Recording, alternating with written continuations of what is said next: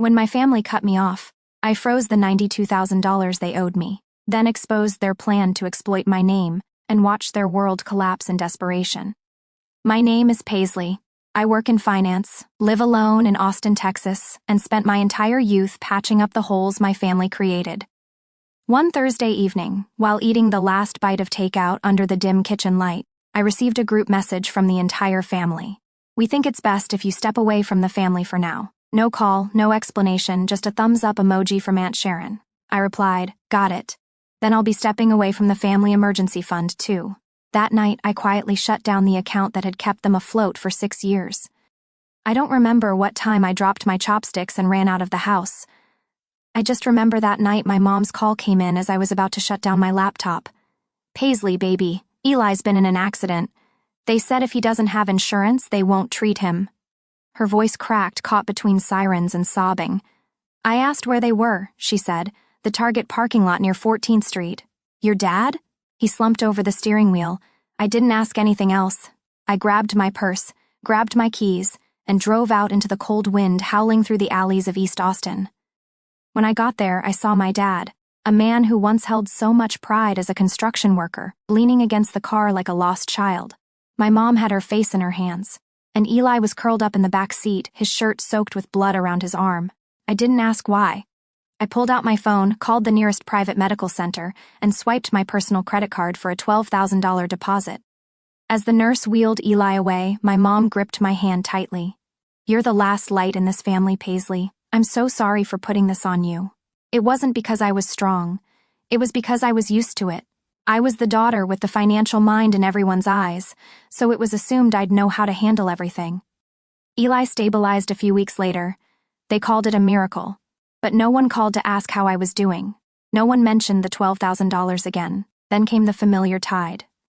My mom was diagnosed with pre-diabetes. Her insurance didn't cover enough. I automatically bought her prescribed insulin. My dad lost his part-time job at the warehouse. I helped cover the car loan. Eli relapsed. I wired cash to keep the lights on. Then one day, Aunt Sharon called me in a whisper. "Paisley, I know you've helped a lot, but maybe we should set up a joint fund, like an emergency account. Your mom, Aunt Rose, whoever needs it can use it, and you help us manage it." Okay. I still remember standing in the office elevator. My chest went cold hearing her call it a fund, like I was a loan officer. But I still said, "Sure, I'll take care of it." I opened a new account under my name, set up automatic transfers from my own paycheck, bought expense tracking software, linked the bills, electric, water, prescriptions, even Eli's phone service. At first, I planned to name it Emergency Family Fund, but I changed it to Firewall because that's exactly what it was, the last wall standing between my family and collapse. Then came the string of quiet nights in my tiny apartment. I ate instant noodles, canceled my planned trip to Mexico, paid for Eli's private therapy sessions. They sent me their account logins, bank passwords, security codes, like someone handing keys to the pet sitter. Not out of trust, but to avoid responsibility. Aunt Sharon once messaged, "You're better with this stuff than us old folks, help us out." Okay. Aunt Rose was more casual. "Oh, Paisley, if I'd been as smart as you back then, maybe things wouldn't have turned out so bad. Anyway, thanks in advance." No one asked if I was living off credit. No one asked which of my cards had maxed out. I remember once sitting in the office staring at the quarterly report and suddenly the tears started falling. I couldn't stop. Not because I was sad, but because I felt erased. No one remembered me as a daughter, a sister, or a 32-year-old woman with feelings. They only remembered me as the one who always pays on time. Once I didn't pay my mom's internet bill just to see if anyone noticed. 4 days later, she called. "Sweetie, the internet's down. I've been trying to order my meds, but I can't get online. Can you check for me?" I logged in, paid the bill, and replied calmly, "It's taken care of, Mom." On the other end, she only said, "Thank you, honey." No one asked how I was, and I no longer expected them to. But the thing that made me start saving every bill, screenshotting every transaction, and storing emails in a folder called Receipts for Survival, wasn't the money. It was the growing sense that I was being erased from the family narrative.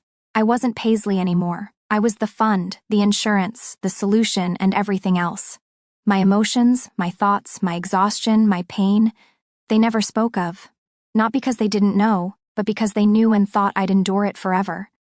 I used to think that if I stayed stable, successful, generous, everything would fall into place. But no one warned me that in a family built on silent sacrifice, the quieter you are, the more they rely on you. Eli relapsed again while I was on a business trip in Denver. The moment I stepped off the plane, I got a text from my mom. 2 lines, sweetie, Eli is out of control again. The police called the house at 3:00 a.m. I cleared my schedule, postponed meetings, and flew back to Austin that very night. That time, I spent nearly $8,000 on an emergency rehab center. No one reimbursed me, of course. The next month, Mom's electricity bill got frozen due to a bank error. I paid it like usual. A week later, my dad emailed me. I'm sorry for not saying this earlier, but my credit card hit its limit. I can't keep up with a small garage loan. I paid that too. Said nothing. I started eating discount grocery store sandwiches for lunch 3 days in a row instead of my usual office chicken salad. Canceled my gym membership.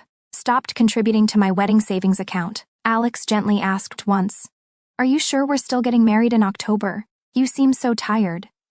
I smiled, rubbed his hand, and said, "Just a pause. My family's going through a rough patch, but that patch never really ended."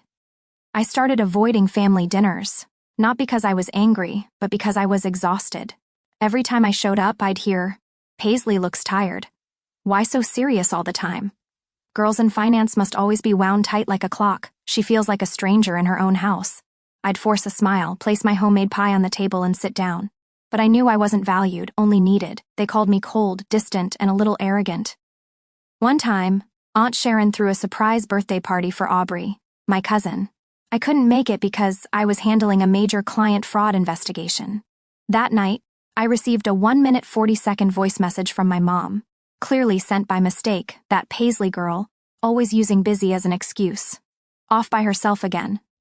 She's got money but no one to share it with. How's that not exhausting? I didn't finish the recording. I stopped at second 42 and I didn't bring it up to her or anyone. Exactly 3 weeks later, I got a call from the pharmacy.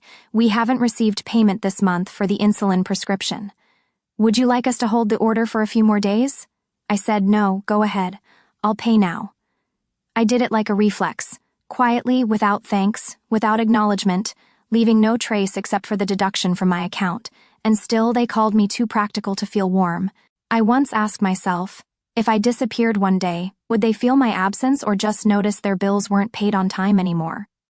I remember a weekend gathering at Aunt Rose's place when Eli blew up over me not lending him money to buy an old pickup truck. He shouted across the table, slamming his hand down, "You don't always know what's right and wrong, Paisley. Stop acting like you're better than us. 'Cause you've got money doesn't mean you get to look down on everyone." My mom quietly set down her fork, didn't defend me. Aunt Sharon gave me a side glance like, "Don't make a scene." I didn't react. I stood up, refilled my water, and kept eating. But what I wanted was to stand up and yell, "I don't have power. All I have are bills from everyone in this house." And a silence none of you ever acknowledge. But I didn't, because I knew no one in that room was really ready to listen. That night, I went home, opened my laptop, and created a new folder. I named it Someday. I started saving every bill, every transaction, every transfer. Not to confront anyone, but to remind myself my exhaustion was real. And if one day I couldn't hold it all anymore, at least I'd have the truth. And sometimes the truth is the only thing keeping a person from breaking. That night, I had just gotten home from work, my legs still sore after 12 hours of presenting to a new investment group. I made a quick bowl of soba noodles, about to sit down when my phone buzzed. A group text from the family group lit up the screen. Aubrey, Aunt Sharon's daughter, my cousin, sent a photo of a French school logo with an excited caption, "Best Perfumery School in Nice, my dream." It's a short program, only $5,000. I know the family fund has helped Eli, Aunt Rose, and even your meds mom. So, can the fund help me too? It's for my creative calling. Below, less than 3 minutes later, my mom replied, "Go for it, sweetheart. No one understands young women's dreams better than your mama. If you want it, we'll make it work." A red heart from Aunt Sharon, a clapping sticker from Aunt Rose. I straightened up, set my chopsticks down, and stared at the screen. The people who knew nothing about the financial system behind that fund were now tossing it around like an invisible platinum card. A fund entirely funded by my own monthly income, a fund they never contributed a single cent to. I reread Aubrey's message 3 times. The phrase, "It's for my calling," pressed on my chest like a stone. The week before, I'd passed on a professional course. Eli's hospital bills were still unpaid. 2 days later, I hesitated over a winter coat. Mom's health insurance premium had just cleared from my account, and now my cousin, who never attended a single fund meeting, never once asked how I was asking for $5,000 to study perfume blending in France. I locked my screen, finished the cold soba, and washed the dishes.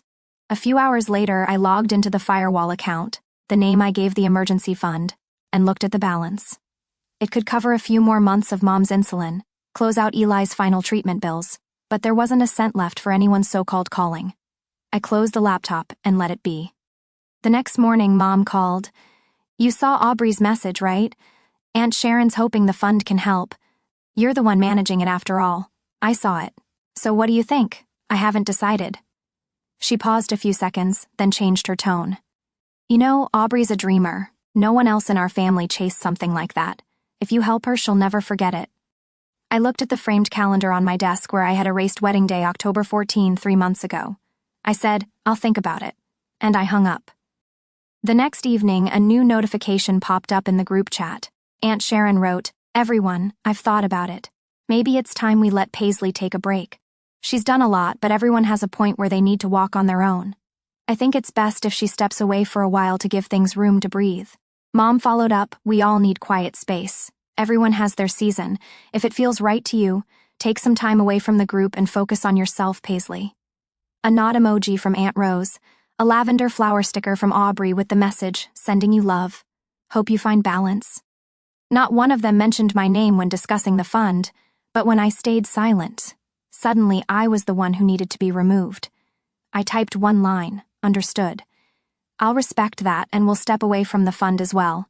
I returned to my desk, opened my bank email, logged into the Firewall account. I canceled all autopay authorizations, unlinked every card, and fully closed the account. My name had been erased from the family. So they didn't need the fund I built anymore, did they? 36 hours after I closed the Firewall account, everything started to collapse. Not with noise, but with quiet signals, alerts, debt collection emails, urgent messages from places that had never once reached out to me before. The pharmacy called my work phone. The nurse spoke in a flat, rehearsed tone like she was reading from a well-used script. "We are unable to process the insulin prescription for Mrs. Ellen Parker. It looks like the automatic payment method was declined. Would you like us to hold the order, Miss Paisley?" "No need to hold it. I'm no longer handling that payment." My mom left 47 missed calls in a single afternoon. Her voice in the last voicemail trembled, cracking under panic. "Sweetie, what's going on? Why is the bank saying the account was closed? I can't access the prescription portal. Eli, he says the insurance isn't active anymore. Can you please call me? Just tell me what's happening." I didn't call back because I had nothing left to say. My entire life had revolved around keeping them from falling off the edge. Now I saw it clearly. They'd never learned how to stand because they never imagined I'd walk away. That evening, I had just finished washing my hands when a new email arrived in my personal inbox. The sender, a strange address filled with random numbers like a spam account. Subject, Eli Foundation Application Success Notice. I thought it was a mistake, but when I opened it, I froze in the middle of my kitchen. A business loan application for $150,000 with my full name listed as the financial supervisor. Business name, Eli Foundation for Recovery. Signatories, Ellen Parker, my mother, and Sharon Meyer, my aunt. And the part that made my skin go cold, a forged signature in my name, Paisley Parker. Flawless down to the curve of the P. They had submitted a loan under the guise of a charity fund, and they used my identity, my signature, my personal tax ID without asking me a single thing. I printed the entire email page by page, laid it out on my dining table. I stared at the italicized Paisley Parker in the authorization line, the ink so perfect it made me sick. I didn't sleep that night. I sat there like a stranger in my own home, reading the loan file again and again. The stated purpose: to support a recovery treatment center for relapsing youth in Austin and surrounding areas. Attached was a copy of a business license which clearly didn't exist. I checked the federal registration system. No such organization named Eli Foundation for Recovery had ever been approved. They were building a ghost entity, and if I hadn't closed the Firewall account in time, that entire loan would have landed under my name. In that moment, I understood they weren't just dependent anymore.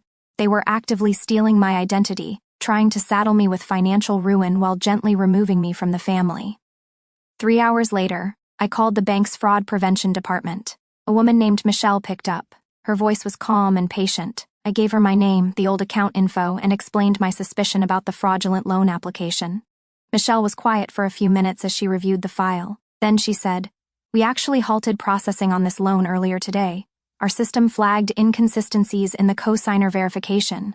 If you hadn't called, the file could have moved into disbursement next week." I asked, "What would have happened if I hadn't closed the account beforehand?" Michelle replied, "Because your name was still attached to the fund, you would have been considered the guarantor, and the entire loan would have been tied to your personal credit. Legally, you'd be fully liable if the business didn't exist." I gripped the phone tighter. Michelle added, "I'm really sorry, but it looks like someone close to you tried to leverage your financial credibility." I didn't yet know what step came next, but I knew one thing for certain. My family wasn't just a group needing help anymore. They had become a system, and I was the last link they hadn't removed before the con fell apart. I never thought I'd find myself filling out a fraud report. With my own mother and aunt listed as the applicants, I printed the entire loan file under the name Eli Foundation for Recovery, attached screenshots of the forged signature bearing my name, and included the social security number that had been used, one I knew only a few relatives had access to. I compiled it all into a single PDF, attached it to an email, and sent it to the bank's internal investigations department. An hour later, I called the IRS fraud hotline to report the misuse of personal information tied to a fake nonprofit registration. The agent who took my case, a woman named Karen, listened intently when I explained that both my mom and aunt had signed the forms. Her voice didn't flinch with surprise. "You're not the first person whose family exploited them because of good credit.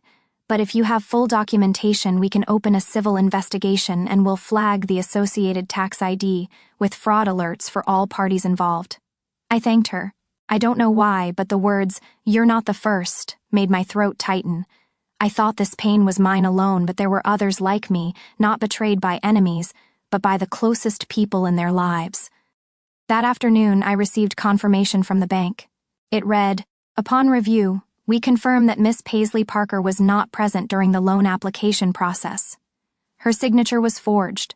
The file has been suspended and escalated to the legal department." I stared at the bold line. Her signature was forged. A short sentence, but it hit with the weight of everything I'd buried. That night, I sat down and wrote in a journal. Not something I usually do, but I needed clarity. I wrote, "They didn't want me to step back. They wanted full control of the fund without me in it. They tried to separate me from the group, but keep the legal responsibility tied to my name. They aimed to make me a ghost, liable for a debt that doesn't exist. And when it all fell apart, they could say, 'Paisley signed. We didn't know anything.' A scheme, organized, strategic, timed, and I, the only one capable of stopping it, was the one they needed to remove first. But let me connect the dots. They all told me to rest. Aunt Sharon was the first to suggest it. Why did my mom, the same woman who once cried and begged me to save Eli, send a heart emoji when Aubrey asked for $5,000 to study fragrance? None of it was spontaneous. They planned it, they moved in sync. And in the end, they erased me with calculated grace. If I hadn't closed the firewall account in time, they would have funneled money into the Eli Foundation. If the bank hadn't reviewed the signature, I'd be legally bound to that loan. And if the application had gone through, I wouldn't just lose money. I could have lost the entire financial career I spent 10 years building. I wanted to believe my mom didn't know, that maybe she'd been manipulated, pressured, but when I reopened the shared family folder we all used, I found a deleted file from 1 week ago.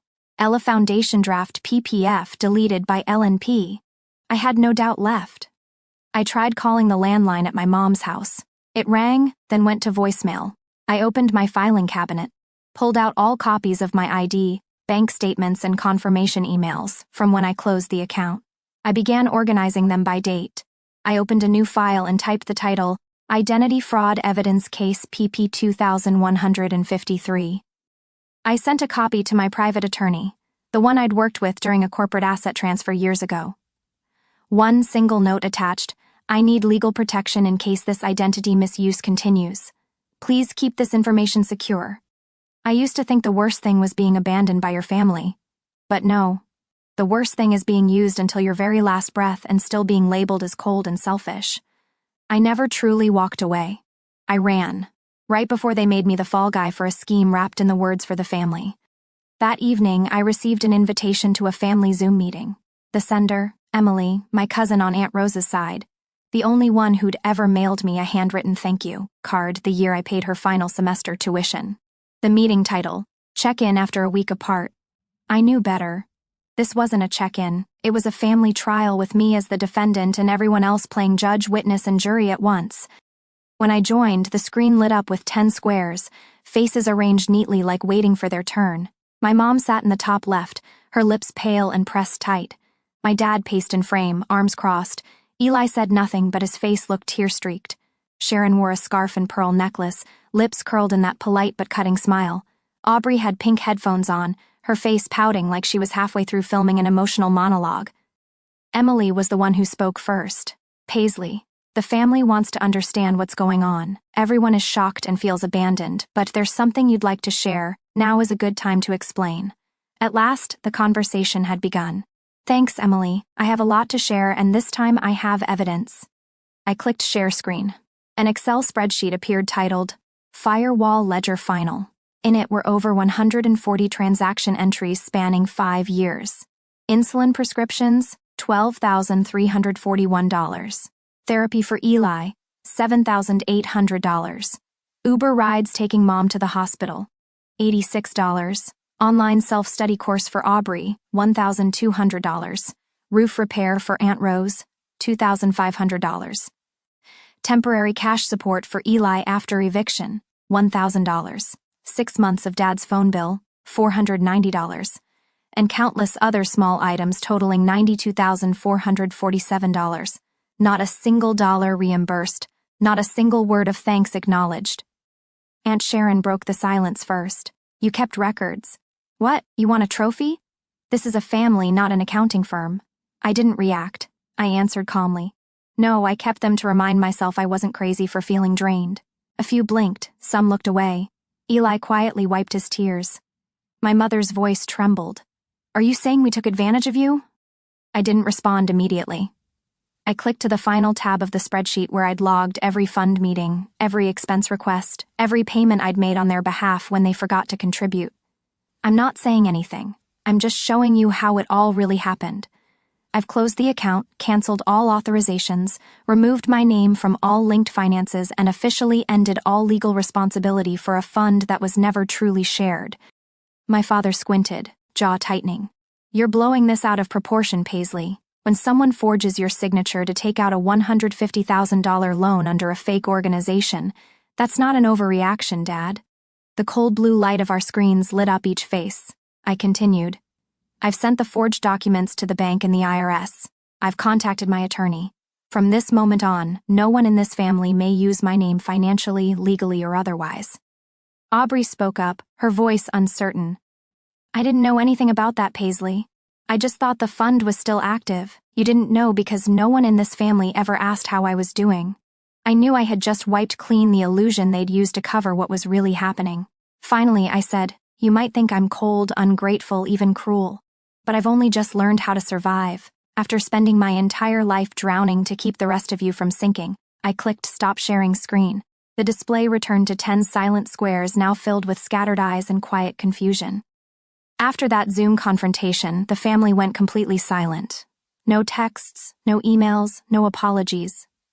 I still went to work every day, finished quarterly reports, fixed slides for the next meeting, ate lunch alone in the break room as if nothing had ever happened. Until one Friday night, my phone rang, an unfamiliar number, area code from another state. I almost didn't answer, but something inside me sank. So I picked up. The voice on the line was hoarse like someone who'd been crying for hours. Pace, it's me, Eli. I said nothing. I know the loan was wrong. I know. Can you pull the file back from the bank? Mom's freaking out. Aunt Sharon's fighting with Dad. The house account's been frozen. Just tell the bank it was a misunderstanding. That it was the wrong signature. That something got mixed up. His voice cracked. Please save us one more time. Only this once. After this you don't have to do anything. You can pretend it never happened. That voice. Those words. Painfully familiar. Save us one more time. My mother last time. You don't have to do anything. After this. How many times had I heard those lines? How many years? I slowly raised the phone closer and asked, Eli, did you know about the loan? A long silence followed, like someone holding their breath underwater, unable to surface. And then the call dropped. I knew enough. I knew what I needed to know. For years, I'd imagined the moment someone in my family would finally admit they were wrong. I expected tears, maybe regret, but there was only stillness. Not from emptiness, but from carrying more than I ever should have. That night, I opened my lawyer's email, confirming that all documentation had been submitted to the IRS and the bank, along with evidence of identity fraud. I set my phone down, pulled up my film library, and chose an old favorite, Little Miss Sunshine. A movie about a broken family, not saving each other with money, but with honest acceptance. I hoped I'd stop being the one expected to carry everything in silence, then cast out like a stranger when I stopped paying. An hour later, a new message arrived from another unknown number. Mom fainted while talking to the bank. Can you reconsider, please, Eli? I stared at the screen for a long while, then deleted the message. The next day, I changed my phone number, and for the first time in years, I slept through the night without waking to phantom ringtones echoing like ghosts of just one more favor. I arrived in Seattle on a day that wasn't sunny, wasn't rainy, the kind of weather people call neutral. But to me, it felt like an exhale after a storm. My new apartment sat on the 8th floor with glass walls facing Lake Union where the sunset glowed gently, never blinding, only warm. I bought a second-hand armchair from Craigslist, a cactus plant, and an ivory kettle. Each night, I sat on the floor, leaning against the wall, drinking chamomile tea. No TV, no calls, no checking messages. I started working at a small independent financial firm. Smaller, but honest, where no one treated me like an emergency cash dispenser. No one said things like, Paisley's great with numbers, just leave it to her. Here, I was a person, a coworker, someone learning, growing, and being seen for her skills, not for her endurance. I didn't tell anyone about my past. In Seattle, I learned how to live without carrying my family's history, like a resume I never asked to write. No one asked if I had a brother with addiction, or a mother who forged her daughter's signature, or an aunt who once called me someone who needed a break. They only asked, do you hike on weekends or prefer staying in? Do you have a cat yet? This place is great for cats. I smiled. No cats, no hiking, but I loved being asked as if I were simply living, not a walking ATM with breath. One Wednesday evening, as I folded laundry, my phone buzzed. A number I didn't know, but the name displayed clearly, Casey B. I hesitated a moment, then opened it. Hi, you may not remember me. I'm Casey, Eli's ex-girlfriend. I know I have no right to say anything after all that happened, but I still wanted to say you saved him more times than anyone ever should have. Back then, I didn't get it. But now I do. I hope you're living free, truly free. I don't know if I exhaled or held my breath as I read that message. I remember sitting on the floor, a sweater still unfolded in my hands as tears rolled down my sleeves because for the first time in years, someone saw me. Not as the debt carrier, not the cold sister, not the one who walked away, but someone who had saved, held, and broken. And no one had ever called it by its true name. Casey was never popular in my family. They called her the girl dragging Eli down, the one who always complained, the kind of girl with issues. The last time I saw Casey was when Eli was admitted to rehab for the 3rd time. Pale and quiet, she stood in the corner, eyes fixed on her phone. People passed her by. No one said hello. No one asked her to stay. I remember quietly placing a bottle of water in her hand, saying nothing. Back then, I never imagined she'd be the only one to send me a kind word. I didn't reply. It wasn't indifference. Her words had simply said everything I needed. I saved her number and wrote one note in the contact, the first person who saw me. That night, I changed my sheets, lit a lavender candle in the apartment for the first time. On the mirror, the sticky note was still there, the one I wrote during a sleepless night months ago. I don't need to prove I'm a good person. I just need to stop letting others define what that means. I read it again. This time it didn't sting. It felt light. That day's seminar was one of the most important milestones in my new career. We held it at a small downtown Seattle conference center, where the soft yellow lights filled the room, and the chairs were arranged neatly like the rows of spreadsheets I used to live inside. The topic, rebuilding personal finances after trust has been broken. Not something most banks like to touch, but I knew people needed it. I led the opening session introducing models for transparent money management among close circles, especially when someone had been hurt by misplaced trust. I didn't mention my family, but every example I gave still carried the scars: late-night texts, emergency bills, the promise of just this once. I walked into the hallway behind the stage to swap out my mic before the next round, and I saw her. Aunt Sharon still with that soft golden perm, cream scarf, leather purse, a slight hesitation in her step. I paused, not in shock, but because I had learned they always show up when something no longer belongs to them. She caught my eye, smiled, a very Sharon smile, friendly but measuring the air between us. "Paisley," she said, not too loud, not too soft. "It's been a while." I nodded. No small talk, no pleasantries. "I heard you're doing well here. Today's event, very impressive." I waited, and then came the line I knew was coming. "Everyone misses you. Your mom's been weaker lately. Eli's working part-time now. They still say, if only Paisley were here." She paused, then offered in that default negotiation tone. "What if we set up a new fund? Nothing big, a small emergency fund, something for peace of mind.